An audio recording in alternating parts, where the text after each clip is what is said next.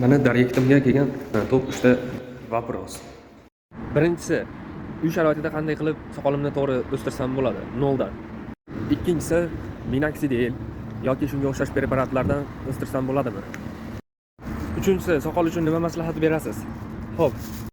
Birinchi uchurlikda soqol chiqadigan joylarni sovun bilan oddiygina toza saqlash kerak. Qon aylanishini yaxshilab beradi va soqol chiqishini osonlashtirib beradi. Maslahat berishimdan oldin yurakchani qisartirib, menga obuna bo'lib qo'yishni unutmanglar. Xo'sh, maslahatni boshlasak. 3-chi maslahat. Kastor yog'i yoki bodom yog'ini har kuni kech payt bir mahal yuz sirtiga surish kerak. Shu tarzda.